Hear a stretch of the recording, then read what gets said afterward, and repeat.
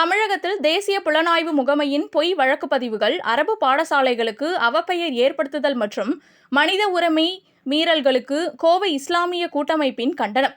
இந்தியாவில் தமிழகம் அனைத்து தளங்களிலும் முன்னேறி வருகிறது. குறிப்பாக கோவை மாவட்டம் அமைதியாக சிறப்பான பொருளாதார முன்னேற்றம் அடைந்து வருகிறது. அதன் அமைதியை, வளர்ச்சியை குலைக்க வேண்டும், வரும் முதலீடுகளில் இடையூறு செய்ய வேண்டும் என்கிற உள்நோக்கத்துடன் இந்து பெரும்பான்மைவாத சக்திகள் செயலாற்றி வருகிறது.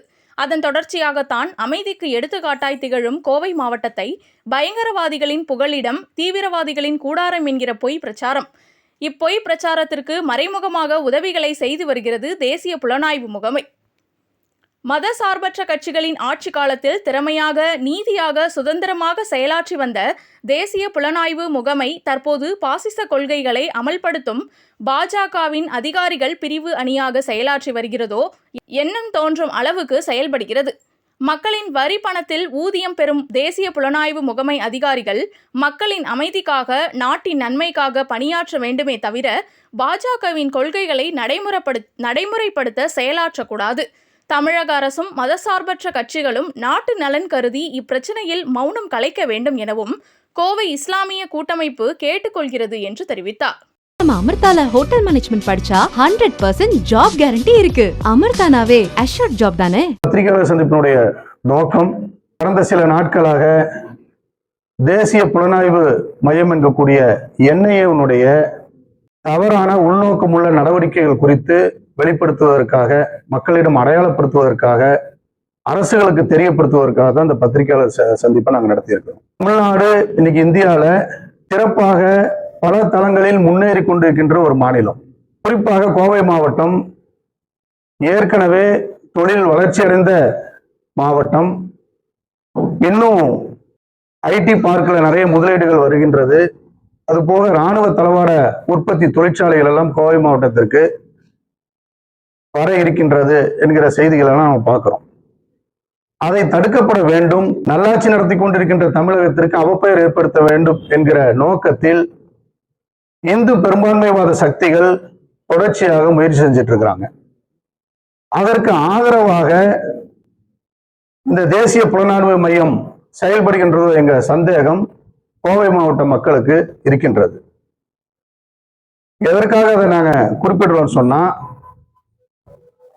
கடந்த 2022 தொடர்ச்சியாக சிறுபான்மை மக்கள் மீது, குறிப்பாக கோவையில் வாழக்கூடிய முஸ்லிம்கள் மீது தீவிரவாதிகள், பயங்கரவாதிகள் என்கிற முத்திரை தொடர்ச்சியாக குத்தப்பட்டுக்கிட்டே இருக்குது. இங்கே கோவை மாவட்டம் அருகில் இருக்கக்கூடிய கேரள மாநிலத்தினுடைய உணவு தேவைகளுடைய தொழில்களில் அதிகமாக இஸ்லாமிய வியாபாரிகள் தான் இருக்கிறாங்க. உதாரணமாக காய்கறி, மீன் வியாபாரம், அது போக இண்டஸ்ட்ரியலுக்கு தேவையான டூல்ஸுகள், கார் உதிரி பாகங்கள் போன்ற தொழில்களில் மிகச்சிறப்பாக கோவை மாவட்டத்தினுடைய வளர்ச்சிக்கு இஸ்லாமியர்கள் பங்கெடுத்து வருகிறார்கள். இதை யாரும் மறுக்க முடியாது.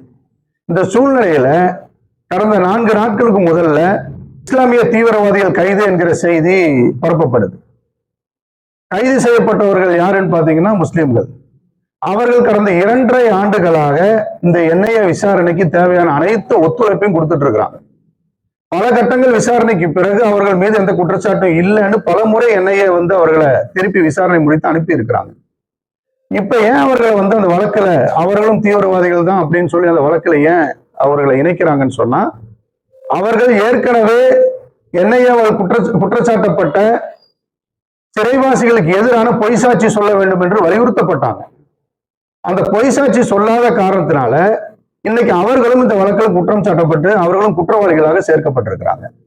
ஏற்கனவே சிறையில் என்ஐஏ வழக்கில் சிறையில் இருக்கக்கூடிய அசாருதீன் என்பவர், அவர் மீது ஏற்கனவே போடப்பட்ட வழக்குல அப்ரூவர் ஆகவில்லை என்ற காரணத்திற்காக அவர் மீதும் பொய் வழக்கு போடப்பட்டிருக்குது. அது போக என்ஐஏவால் குற்றம் சாட்டப்பட்டு சிறையில் இருக்கக்கூடிய நபர்களை நீங்க அப்ரூவர் ஆகவில்லை என்றால் பல வழக்குகள் உங்கள் மீது போடுவோம் என்கிற மிரட்டல்கள் என்ஐஏவால் தொடர்ச்சியாக நடைபெற்று வருகிறது. அவருடைய குடும்பத்தார்கள் மிரட்டப்படுறாங்க. அவருடைய உறவினர்கள் விசாரணை என்கிற பெயரில் அலைகழிக்கப்படுறாங்க. அவர்களுக்கு சட்ட ரீதியாக உதவி செய்யப்படக்கூடிய தன்னார்வலர்கள் மிரட்டப்படுறாங்க. கண்காணிப்பு என்ற பெயரில் முடக்கப்படுறாங்க. இது அப்பட்டமான மனித உரிமை மீறலாக இருக்கு. இது தமிழ்நாட்டில் இருக்கக்கூடிய மதசார்பற்ற அரசியல் கட்சிகள் இந்த என்ஐஏவுடைய உள்நோக்கம் உள்ள செயல்பாடுகளை கேள்விக்குள்ளாக்க வேண்டும். தமிழக அரசு அவருடைய நடவடிக்கைகளை கட்டுப்படுத்த வேண்டும். அமைதியாக இருந்து கொண்டிருக்கின்ற தமிழகத்தில தீவிரவாத முத்திரை குத்தி இங்க நடக்கக்கூடிய வளர்ச்சிகளை முடக்கக்கூடிய அந்த நோக்கம் உள்ள இந்த செயல்பாடுகளை தமிழக அரசாங்கம் கேள்வி கேட்க வேண்டும் என்று இந்த நேரத்தில் கேட்டுக்கிறோம். இதன் வாயிலாக தமிழக அரசுக்கு தெரியப்படுத்திருக்கிறது அந்த பத்திரிகையாளர்களுடைய நோக்கம்.